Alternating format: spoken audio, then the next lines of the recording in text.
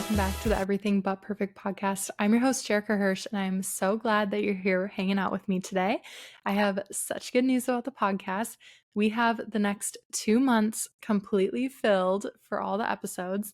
Well, not completely filled, but we have at least 1 to 2 girls signed up for each episode. So don't let that scare you away. There are definitely spots available because things happen, people get busy. Things come up. So definitely keep signing up for the episodes if it's on your heart to sign up. But it is just amazing news because that is why the episodes have been a little bit sporadic over the past couple of weeks.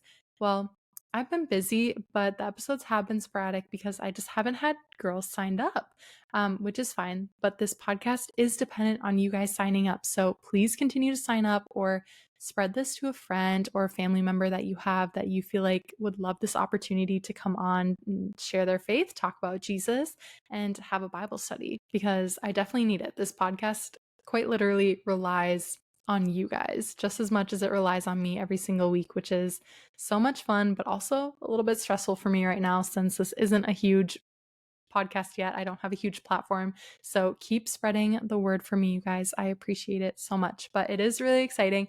I have at least 1 to 2 girls signed up for every single week through the end of July.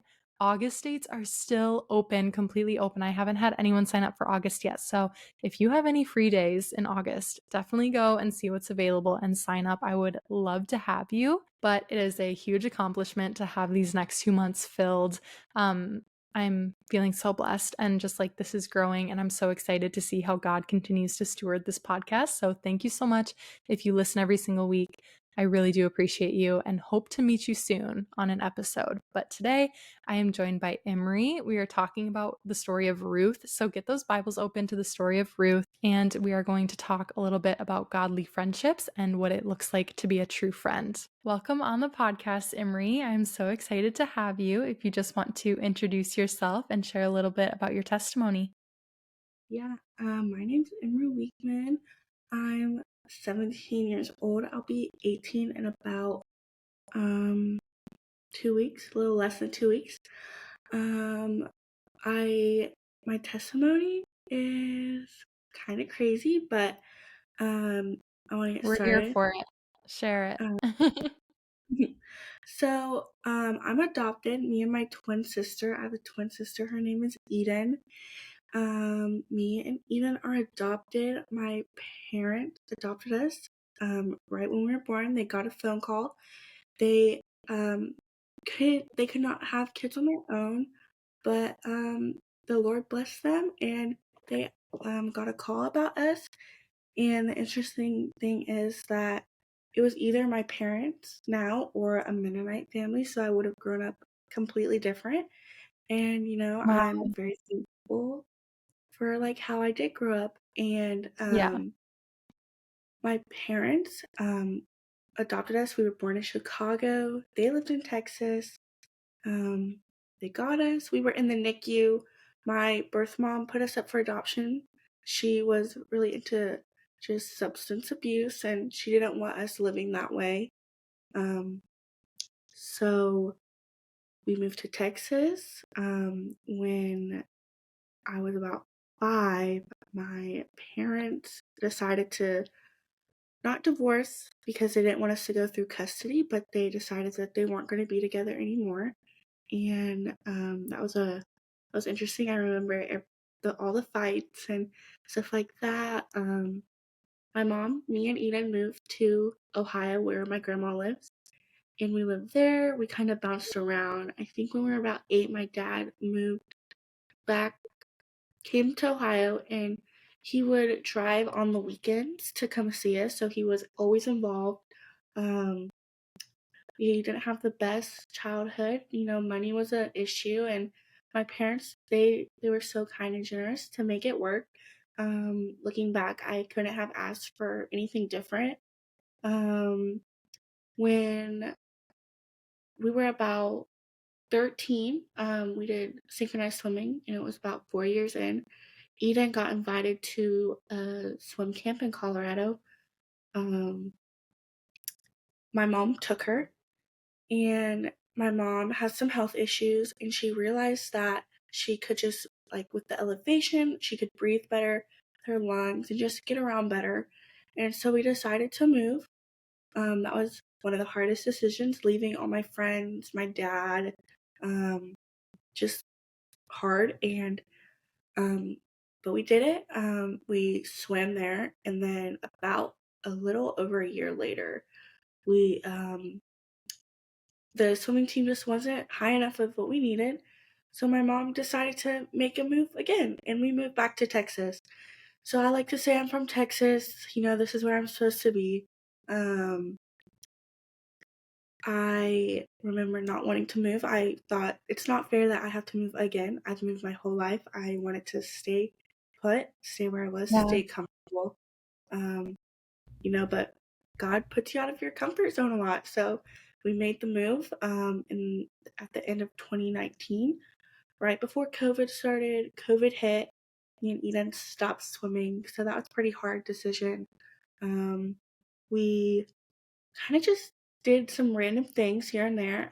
We have a place called the Square right where we live, and we were out doing something on the square, and we met some people. They invited us to church, and me and Eden went. We went with them the first service, and my mom came the second service, and we all loved it. Me and Eden have always grown up Christian, always going to church, but never, for me at least, never finding a church to call home and feeling that sure. connection. Yeah. Um, so we went and we loved it. And right at the beginning, right when we moved here, just something happened, like depression took over. I was sad. There Mm, was like unwanted thoughts. I'm the kind of person to want to do things alone. I definitely don't want to ask for help. I That's one of the biggest things I struggle with is not asking for help with anything. And I wanted to do it alone. I didn't want to ask God. I didn't want to ask friends. I didn't want to ask family. So about from 2020 to about September of last year, I was really struggling. Um, and then our kids ministry director, she lives super close to us. She always has. She was really close to Eden, and then we kind of drifted. And then she always wanted me to open up to her. She knew I had a hard time opening up. She put herself out there, and I kept rejecting her. Not like I rejected her. I didn't want help from her. And then one night I was so sad and just I didn't understand some things, and I decided to open up to her. I remember opening up to her. It was after we went to like Dairy Queen, and I opened up to her, and she was able to help me out of a really dark place. So I give all the credit to God, but I'm so thankful He used her to get me out of that place. I honestly don't know where I would be. I don't know if I would be here. I don't know what mm, would happen. I don't know where I would be without that kind of support. And yeah, we're like best friends. Me and my sister and her hang out. She's one of the best mentors to us. Um, I just love her, and I love helping with kids. She's one of the reasons that I have decided to go into kids ministry. So many other people have helped me through that decision, just the whole church in general. There's so many people, some of my best friends, my sister especially. We both want to go into ministry. She wants to do student ministry, and I want to do kids ministry. So I think that's really awesome how you can go from being so sad and not wanting to go to church and not opening up to God to Him using you in a way that you didn't even know you could be used. So that's a little bit about my testimony. I kind of just did it off the top, like off. I didn't write anything down. So yeah, that's really it. that is a very powerful testimony for sure. And I feel like that is a really strong testament to having endurance with reaching out to people and caring about people. And even if they're pushing you away, like just keep trying because you never know, like that's going to plant a seed in them. And then one day when people decide to open up or, they are seeking that community, the rejection can stink, but endure through it because sometimes Mhm. people really need that person who, like, sticks around and keeps trying and keeps coming back for them. So I love that she was your person to do that, and I hope that encourages everybody listening to try to be that for somebody else. Yeah. Mhm. Definitely. So thank you for sharing that. Yes. And then my question is, how have you seen Jesus so far in your week? So on Sunday, it was a really exciting day for me. I got to teach the K1 class, I guess you would say. Um, I serve in that class every week. It's my favorite. I want to do it when I'm 18 and where I can like lead the classroom. But I haven't had the opportunity to teach the kids. And Sunday I got to, and it was one of the best things that happened. I was so excited. I was really nervous. I have a hard time talking just to like everyone unless I really know them. But it was so good. These kids are so they know so much, and I love to see their hearts for Jesus. So I just love seeing Jesus in that moment. I really thank God for that moment. So yeah, I will say you are doing great so far with the whole talking thing. thank Just some you. words of encouragement. I also serve in kids on Wednesday nights and Sundays at my church. And I love kids ministry. I'm in like the younger kids though, so I kind of bop Mm. around from like the baby room to the toddler room. I really like the littles, but it is just so crazy how much you can see Jesus in these little kids. That I love that you're following your heart and you're going into children's ministry. I think that's going to be great for you. I think just from the little bit that I do know, you are going to do fantastic in that role. For everybody listening or watching, you guys can flip to Ruth. We are kind of going to be hopping around in between all 4 chapters of Ruth. We're not going to spend the whole episode reading all of it. It's not a very long book, so I do encourage you all to go and read it on your own or read it at the same time that we are. But we are just going to bop around a little bit. We are going to be talking all about godly friendships and devotion to a friend and true like love and loyalty and what that looks like. During the time of the judges, there was a famine in the land. A man left Bethlehem in Judah with his wife and 2 sons to stay in the territory of Moab for a while. The man's name was Elimelech, and his wife's name was Naomi. The names of his 2 sons were Mahlon and Chilion, Ephrathites from Bethlehem in Judah. They entered the fields of Moab and settled there. Naomi's husband Elimelech died, and she was left with her 2 sons. Her sons took Moabite women as their wives. One was named Orpah, and the second was named Ruth. After they lived in Moab about 10 years, both Mahlon and Chilion also died, and the women were left without and the woman was left without her 2 children and without her husband. She and her daughters-in-law set out to return from the territory of Moab because she had heard in Moab that the Lord had paid attention to his people's need by providing them food. She left the place where she had been living, accompanied by her 2 daughters-in-law, and traveled along the road leading back to the land of Judah. Naomi said to them, "Each of you go back to your mother's home. May the Lord show kindness to you as you have shown to the dead and to me. May the Lord grant each of you rest in the house of a new husband." She kissed them, and they all wept loudly. They said to her, "We insist on returning with you to your people." But Naomi replied, "Return home, my daughters. Why do you want to go with me?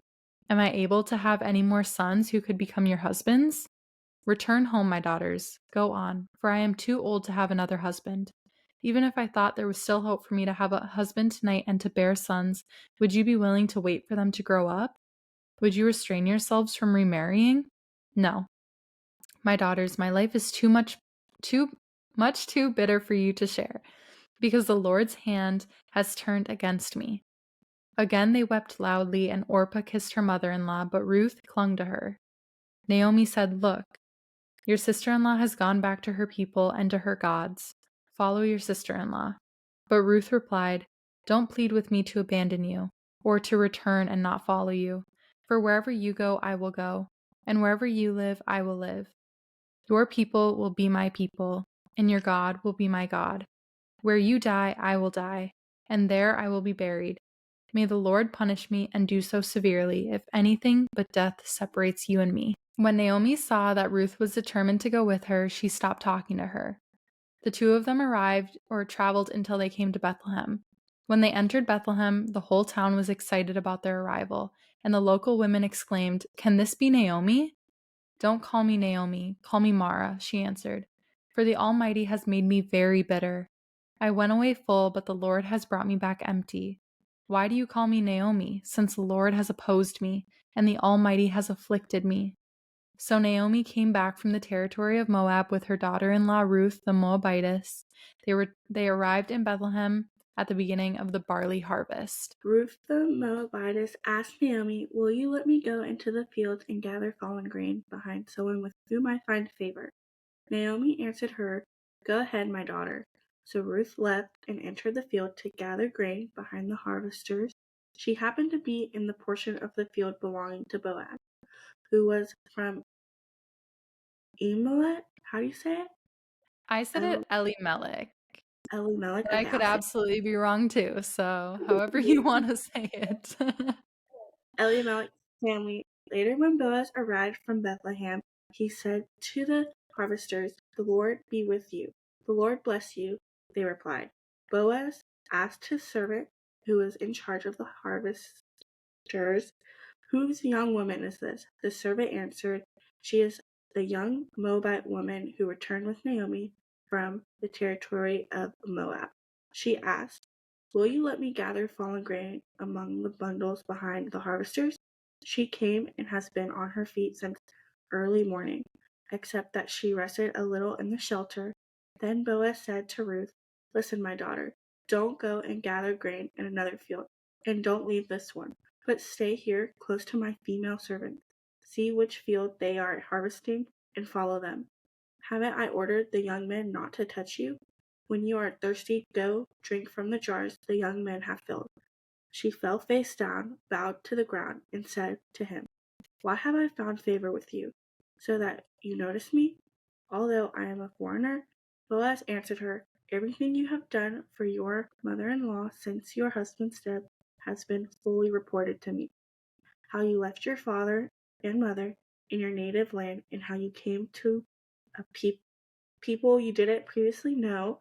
May the Lord reward you for what you have done, and may you receive a full reward from the Lord, God of Israel, under whose wings you have came for refuge." My Lord, she said, "I have found favor with you, for you have comforted and encouraged your servant, although I am not like one of your female servants." And then chapter 3, verses 5 through 10, right? Mhm. So Ruth said to her, "I will do everything you say." She went down to the threshing floor and did everything her mother-in-law had charged her to do. After Boaz ate, drank, and was in good spirits, he went to lie down at the end of the pile of barley. And she came secretly, uncovered his feet, and lay down. At midnight, Boaz was startled, turned over, lying at his and there lying at his feet was a woman. So he asked, "Who are you?" "I am Ruth, your servant," she replied. "Take me under your wing, for you are a family redeemer." Then he said, "May the Lord bless you, my daughter. You have shown me kindness now than before, because you have not pursued younger men, whether rich or poor. Now don't be afraid, my daughter. I will do for you whatever you say, since all the people in my town know that you are a woman of noble character." Yeah, and then going more towards the end of 4, it says, "Boaz said to the elders and all the people, 'You are witnessing today that I am buying from Naomi everything that belonged to Elimelech, Chilion, and Mahlon. I have also acquired Ruth the Moabitess, Mahlon's widow, as my wife, to perpetuate the deceased man's name on his property, so that his name will not disappear among his relatives or from the gate of his home. You are witnesses today.'" All the people who were at the gate, including the elders, said, "We are witnesses. May the Lord make the woman who is entering your home like Rachel and Leah, who together built the house of Israel. May you be powerful, and your name well known in Bethlehem. May your house become like the house of Perez, the son Tamar bore to Judah, because of the offspring the Lord will give you by this young woman." Boaz took Ruth, and she became his wife. He slept with her, and the Lord granted conception to her. She gave birth to a son. The women said to Naomi, "Blessed be the Lord, who has not left you without a family redeemer today. May his name become well known in Israel. He will renew your life and sustain you in your old age indeed. Your daughter-in-law, who loves you and is better to you than 7 sons, has given birth to him." Naomi took the child, placed him on her lap, and became a mother to him. The neighbor women said, "A son has been born to Naomi," and they named him Obed. He was the father of Jesse, who was the father of David. Yeah, so that's kind of the story, kind of hopping around a bit, but that's the gist of it. Like I said, definitely you can pause here if you're watching, pause the podcast, go read it yourself or read it after, because there were some other things in there that are definitely important. So in Ruth 1, so the first chapter, verses 20 and 21, it says, "Don't call me Naomi, call me Mara." She answered, "For the Almighty has made me very bitter. I went away full, but the Lord has brought me back empty. Why do you call me Naomi, since the Lord has opposed me and the Almighty has afflicted me?" That kind of just like stuck out to me. Because I feel like we hear the term a lot in church of like being full in your spirit and stuff like that. And it kind of made me just think of like how do we become full in our spirit and stuff, if that makes sense. Um, I think sometimes we go away, like this one says, I went away full, but the Lord brought me back empty. And I kind of like think of, oh, I went away empty, but the Lord has brought me back full of like just his knowledge and like the word and his spirit. So that just kind of made me think of like just that analogy kind of. So Yeah, that's good. I actually had something written down for that part as well, because I think it's interesting how throughout the Bible, we see God changing people's names because he's calling them to do different things. He's changing them, he's making them new people. And so we see several times throughout the whole Bible, like times where God has changed people's names. But here Naomi is taking it into her own hands to change her name to Mara because she came back empty. She's very bitter.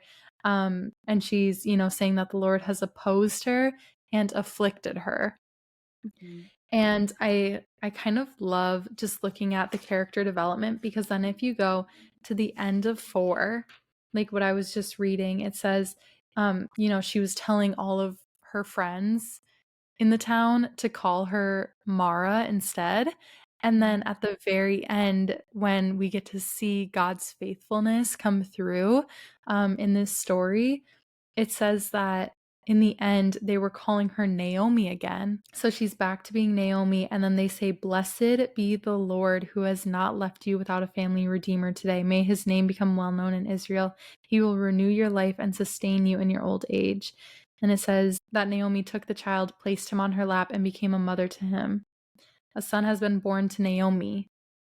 So they're calling her Naomi now, which shows that she um she's kind of back to like who she was, her happiness, feeling full, feeling fulfilled, and believing that the Lord followed through on some good promises and that he still loves her. How often are we also like Naomi in that situation where when something happens to us, and something terrible obviously happened to her. I mean, she lost her husband and her 2 sons within a 10-year span, um, which I can't even imagine like how that would make somebody feel. But how often are we like that when a negative situation happens to us, or we're in the valley, or we're in a dark season in our life, and instead of looking at the good and looking at what we still have from God, or believing in the promises that God has for us, that everything works out for the good in the end, um, do we kind of turn away from that and just focus on the negative? Right. That kind of makes me think of something I heard, um, and like definitely like throughout my life, I've seen like just like I said like so many times, but I was gonna It's okay. say um just trials and suffering and stuff like that. And actually on the way here, I was praying, and God kind of like made me realize that um even like when we're going through trials now or like in our past, like when you get on the other side and you look back, you see God like throughout, and you see his plan and stuff like that. And something I wrote down when I was like studying for this is it kind of made me think we may not always see the hand in front of us, but we can always see it when we look back. Yeah, And definitely. that just like makes me feel like it brings me a lot of comfort just knowing like when I look back in my life, or when I from like today, and when I look in the next year and then I look back today, I'm gonna be like, God's really doing so many things. I'm just not opening my eyes enough. Yeah.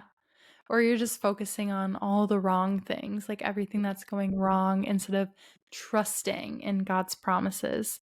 Because everything, no matter how terrible the circumstance, the situation, everything always works out for the good in the end, because we have a good God who loves us. Mhm. But I honestly feel like this story of Ruth, because I know we're going to be diving deeper into the friendship aspect of Mhm. it, but I feel like it has so many themes in it, that aren't just about friendship. And so I'm even thinking about, that this might be a good story to bring back on the podcast and talk about other themes that are in it. Yeah. But I feel like it just really highlights God's faithfulness through different seasons of our life, like you were saying. When you look back on seasons that you went through and they were so hard in the moment and seemed so dark and hopeless, and you look back on those and you're like, okay, actually, God was moving through that, even though I Yeah. didn't see it, because I didn't want to focus on like anything good from it. I was just so deep in the negativity of it, that you miss it. But when you're looking back, I always say in this podcast, like, hindsight is truly 2020. You look back and you're like, Mhm. okay, yeah, God was there. God was there and he was getting me through it every single day. So I feel like it just really shows God's faithfulness through the seasons, and Mhm. then how God can work all things out for the good. Like we see, um through this story, like Naomi and Ruth had to lose Elimelech, and they had to lose Mahlon and Chilion, and move back to Judah so Mhm. that God could fulfill all these great promises. Um, because we see that God and Ruth kind of entered into a covenant with each other when she decided to follow Naomi back to Judah. She was also accepting God as her Lord, pretty much defying and denying her gods that she was raised with, um, back in Moab, and now taking the true God as her Lord and Savior. So when she chose to follow Naomi, she kind of entered into this covenant with God. And we know that, like, God works all things out for the good for his daughters and sons. And so we see that because if they stayed in Moab, if Mahlon had survived, right, and they went on to have a family, Ruth would not have been called into a higher calling, which Ruth ended up being a direct ancestor of Jesus Christ, because it says, at the very end, that the son that she had with Boaz was the father of Jesse, who was the father of King David, Mhm. who is, probably like a great, great, great, great, great grandpa of Yeah. Jesus. So it's just really cool how God can call people to Yeah. higher things using sadness, using Mhm. a sad season and a bad situation, and he can make it into such a beautiful, meaningful things. A big theme of this story is just friendships, and how Ruth truly shows such love, devotion and loyalty to Naomi in her time of need, even if Naomi didn't really see it. And that kind of ties into your testimony really cool, I feel like, too, how we were talking about what was her name again? She was a youth pastor, right? Her name is Angela. Okay, So, yeah. yeah. How like Angela is kind of giving Ruth energy a little bit Yep. because even though like at the time you couldn't really see how God was using Mhm. Angela in that dark period of your life, now you can looking back. Same thing with Naomi. She didn't really, fully understand in the moment how God was going to be using Ruth in her story. This is such a powerful covenant that she enters with Naomi when she says, don't plead with me to abandon you or to return and not follow you, for wherever you go, I will go, and wherever you live, I will live. Your people will be my people, and your God will be my God. Where you die, I will die, and there I will be buried. May the Lord punish me and do so severely if anything but death separates you and me. I Mhm. feel like that is showing very true loyalty. Yeah. Um, I mean, I don't know about you, but I don't really have many friends in my life who would say this sentence to me. Yeah, and it's hard to find true friendships like that. Mhm. Do you have any friends that are like Ruth in your life? Well, Angela, like I said before, um, my mom, she we do not have the best relationship at all. Um, but she's there. She's always been there. And my sister Eden, my friend Sophia, I have a lot of like good stable friends, and I feel like I've never had like a stable friend in Christ, if that makes sense. Mhm. I have a few here and there, and they're still part of my life, but oftentimes I think they're gonna be in my life forever, and they're gonna like talk to me, and there's a point where I realize that I want I don't want to be the only one reaching out, right? Um, I want and like that's okay sometimes, but when I'm constantly the only one reaching out, I am just like frustrated. I'm not understanding what I did wrong. Again, like I'm confused. That makes me upset. But I do have a lot of God like driven friends and um just in the season of my life, I'm so thankful because you're a lot of times as a teenager, as like a young adult, as we go into our 20s, I feel like we get pressured a lot into things.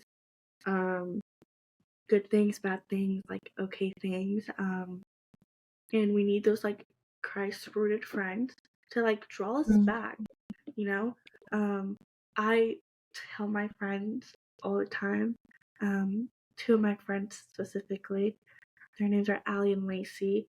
I'm like, if I'm ever doing something like silly, I use that word a lot, but if I'm ever doing something like silly and you're like, what are you doing? I'm just like do everything you can to get me out of that situation. Like Yeah. I'm not gonna tell them that like no. I'm tell them that hoping if I ever am in that situation that I realize that and that I realize that they're trying to pull me out as friends. So that's like what I have to say. Yeah, that's good. I know I was going to talk about that too. I feel like a lot of the times we want friendships like Ruth and Naomi, what they had. You want a true friend like that who will be there for you through everything, um, and stick by your side and have that devotion to you.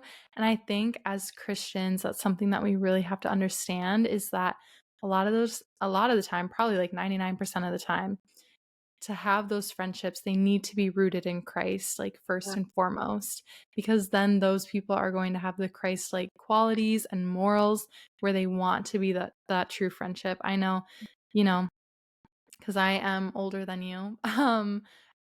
All through high school and college, that was something that I really struggled with because I was searching for friends in the world, Yeah. and so I would get disappointed and Mm. at the end of the day, you can't really get disappointed at people who are of the world not treating you like a true friend, like the friendship that you really want, because they have no reference for what a true friendship should look like, because that would be, through your Mhm. beliefs. And so that's oftentimes, I think, why when people find their true friends, it tends to be like people that they meet at church or in small groups, Bible studies, because we're all rooted in Christ and we know what a true friendship should Yeah. look like.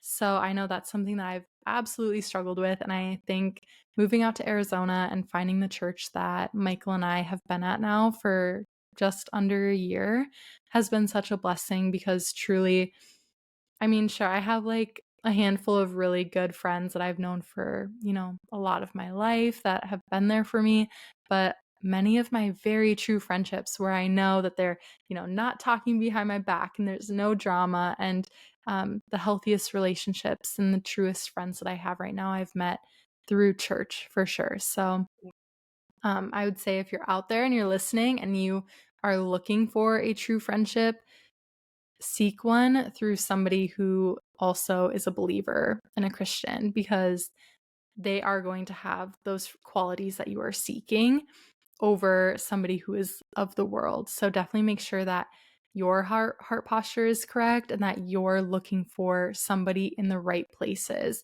Because at the end of the day, we can't be upset at people who are of the world for acting of the world. Definitely. And even if you're like looking, or if someone is looking for like you, like if they're looking for a friend, like reach out. Don't just try to be more out there. I know definitely for me, it's hard to reach out and talk to new people. I definitely like to stay in my group of friends, and that doesn't always give you the best reputation. But I would just like encourage you to just try to like this week, just try to make like talk to one new person, try to make one new friend. Just like it's just so enjoyable when you like go to church with your best friend. Yeah. For sure. That's really good. I know that's something I've been working on, is reaching out to more people, because you can't always sit around and wait for God to like drop the perfect friendship right in your lap. Sometimes that happens, but for a lot of Yeah. us, you kind of have to go put yourself out there a bit and reach out to people. Mhm. Um, but I actually started on Thursday nights. I have a group of girls from my church come over, and it's been growing. I just really saw a need, because I feel like there's different Bible studies and groups at my church. But there was just a need for us to like have that time and space to like really grow our friendships. Mhm. And so I started just to have girls come over and bring snacks, bring a blanket, like get comfortable, and it has been so fruitful. We've been able to pray over each other, grow our relationship so much deeper. And just kind of going back to what I already touched on, like truly the truest friendships that I have encountered have been this year. Moving away from my hometown has definitely helped. And branching out, meeting new people, and meeting people who are rooted in Christ as well has been a game changer for friendships. I feel like I just have so many amazing, like godly friends right now, and it's incredible. So definitely recommend reaching out to people, like you said, Immerie, and putting yourself out there a little bit. It can be weird, but it's Mhm. definitely worth it. Yeah. Yeah, it can be like so uncomfortable, and you're like, I don't want to do this. Like when your mom makes Yeah. you go do something, I'm like, no, mom, I don't want to. Yeah. That's like being like, yeah, you need to. Yeah. It's like when God tells you to do something, because he's your dad. He acts like your dad. He's like, go do this, go talk to this person. Like, don't defy it. Just go do it, because it can be really worth it. Yeah. Why is it so difficult, do you think, to find solid women friendships like this story shows? Um, I think it can be hard sometimes to find solid solid friendships and like Christian solid friendships, because a lot of the time, like me personally, I feel like I'm not good enough to be that kind of friend. And I think I'm like, oh no, I can't be like good enough for you. I'm not what you need. Um So I think that can be a challenge, or just not feeling worthy, if that makes sense. Just like, knowing that you can be someone's best friend and someone's like rock is like so encouraging. But like getting in that situation is like so hard. I like my friend Sophia, we met for like 3 days and known her 3 days. Our relationship is basically texting. But she like I like to feel like she can come to me with anything, and I'll be like, I'm literally going through that same thing. Like, it's crazy how God works. When someone's like, man, I'm going through this, and then you're like, but wait, I am too. You know, like we've been talking about reaching out is so big. Just, I think we both know how it feels to not have our friends reach out, and you're like, but we think we're like friends, and like we think we're best friends. Reaching out, inviting them to come pray with you or come do a Bible study like you're doing. I think that's great. I also think, for me at least, I sometimes am scared to open up to like my Christian friends because I feel like they're just gonna be like, oh, go read this, oh, go read that. Mm, You know what I mean? And sometimes I'm like, sometimes I just want to like talk to you and not be like referred, right? yeah. So I think something that I can do, and like that I encourage someone listening to do, is just when someone's like talking to you, be like be another human, as I like to say, as we all struggle with sin, all sin is the same, but I feel like it's just so hard to open up to people because you're like, well, if they're gonna judge me or they're gonna be like, why are you doing that, you know? Yeah, definitely. I feel like, because even for me, that's something that I really have to learn how to do because when my friends come to me with issues, I want to be like the person to help fix it. And I'm like, oh, like, this is what God says. This is what the word says. And I'm like, sometimes though, they just need a listening ear. And so that is such a good point. That's something I really need to work on too. Too. Um, yeah, definitely just like being a listening ear. Even in this story, I feel like when Ruth was, talking to Naomi and like, hey, I'm not going to leave you. You're in this really terrible season and I'm going to ride it out with you. But nowhere does it say that Ruth was like talking her ear off on the journey back to Judah, right? She wasn't like, here's how we're going to fix everything and here's the game plan. Honestly, it kind of just sounds like Ruth was just kind of there for Naomi when she was going through this season. She was Yeah. just kind of like being a support system and showing her love Yeah. and loyalty in a season that Naomi really needed it.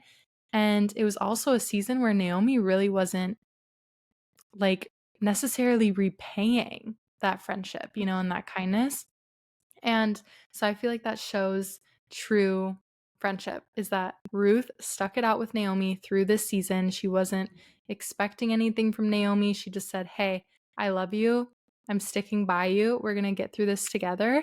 And God blessed that. And we see that God blessed that because, she followed Naomi back to her hometown and God became her God instead of the other gods that she used to worship back in Moab, and she was blessed with that because God provided a new husband for her, Boaz, and a family redeemer. She had a son who became Naomi's son, like her grandson, and took over the family line so that nothing was truly lost in the end because Ruth decided to stay loyal and to be a true friend to Naomi. And I feel like we could all learn a lot from Ruth and how to be a friend. Sometimes, like you said, it's just a listening ear needed, just a shoulder to cry on.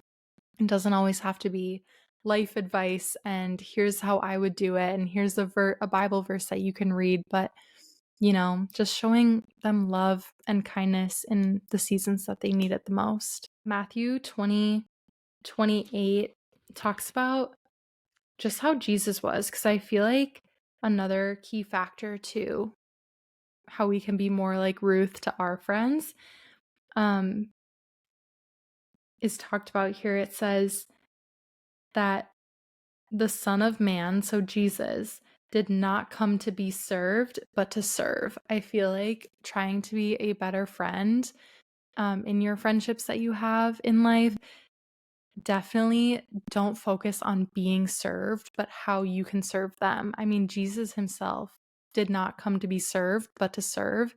And so always be thinking about how you can serve your friendships, how you can show them love and devotion, just like Ruth did. Um, Above all else, above like even your needs, humbling yourself and being like, how can I help the people that I love today? Mhm, definitely. I listened to this, um she also does a podcast, but it's, like, also on YouTube, so, like but she was talking about trials and stuff, and she was saying something about how either we, like, allow our trials to, like, bring us bitterness, or we allow them to bring us a better situation. And that's, like, something I write down. Definitely when I have trials, I'm like, "Again?" I'm like, Mhm. "Why?" Like, sometimes I'm like, I feel like I've been through so much, but then again, I'm like, compared to, like, Jesus and dying on the cross, I have not been through anything. Like, Yeah, for sure. so Mhm. that makes me think of that. And yeah, that's, like, all I have. I really love the story of Ruth. I just really enjoy I feel like it has so many lessons, like we said at the beginning, that you can look at it from, like, when you read it, it could be, like, just what you need in that season of life, you know? Yeah, for So, sure. yeah. There's so many themes, and I definitely think it's one that I wanna bring back for future Mhm. episodes because it is a really good story. I have 2 more verses that I just wanna share, just kind of on friendships. The first is Ecclesiastes 4, verse 9. It says, "Two are better than one, for if either falls, his companion can lift him up, but pity the one who falls without another to lift him up." This one really reminded me of the story of Ruth because Naomi and Ruth were in it together, and in a time that Naomi really needed to be lifted up, Ruth was there to lift her up. Mhm. So, being that friend for your friends, being there to lift them up in their seasons, in their trials. Um, and then the next one that I had was Proverbs 18:24. It says, "One with many friends," and it's like saying kind of like many worldly friends, like not true friends. "One with many friends may be harmed, but there is a friend who stays closer than a brother." So being a sister, like not just a friend, but a true sister, Mhm. treating your friends like family, and like your closest loved ones for sure. And it's kind of like it reminds me of that saying where it's like, I'd rather have one good friend than 5 okay friends, you know? Mhm. Definitely Yeah. makes me think about that too. And I also think about, like, I know you mentioned, like, having a twin. So, like, our Mhm. sibling relationships, I think of how close I am with my sister, Lily. I've been around her my whole life, never away from her, and sometimes it's really hard, but I think, that has really, like, showed me, like, a true relationship of Yeah. how close we are supposed to be with our friends, and how, like, they're like, anything I do, like, my sister's always gonna love me, and I think that's how we should be with our friends, just always loving, and they're human just like we are, so I think we just need to, like, be more understanding, you know? Do you have anything else that you wanted to share with the sisters that are listening? On Sunday, like I said at the beginning of how God, like, we talked about prayer in Sunday school, and one of the things I challenged the kindergarten and first graders with was to, when you wake up, say, "Good morning, God. It's gonna be a great day." And then when you go to sleep, just say, "Good night, God. Thank you for this day. Thank you for just how good you are and how good you've treated me." But prayer, I love prayer. And so I just thought I should say that. Came on my heart because, I feel like we get up and are like, "Oh, I gotta go," or like, "I got stuff to do." Like just taking literally like 3 seconds and saying, "Good morning, God," you know? Yeah, for sure. Yeah, Mm, definitely. Because I know first thing I do, which I need to get better at, I roll over and grab my phone, so I Me definitely too. need to get better about that, but I know that something that's really helped me because I have, like, an internal dialogue with Mhm. myself, I guess, throughout the day. I don't really know how to explain it. I've heard some people don't have that, which, like, I worries me. I'm like, I feel like I'm talking to myself all the time in my head and, Oh, like, yeah. processing everything and imagining Yeah. things. For sure. So, like, something that has really been helping me in my prayer life because I'm just not great at, like, sitting down and just devoting time for prayer. So, something that's really been helping me is instead of talking to myself throughout the day, I aim that, like, inner dialogue to God. And I just kind of, like, talk to Him throughout the day about, like, everything little. Like, my inner dialogue is pointed Mhm. up towards God instead of, like, just to myself. Yeah, So, that's really encouraging. I think I love to talk to, like, myself, so I'm going to take that and run with it, and hopefully I am not just in La La Land. I was just gonna say that this was an opportunity I never thought I would get. Um, I'm so shy, and this is definitely stepping out of my comfort zone, but I am so excited that I got this opportunity, and I'm very appreciative of it.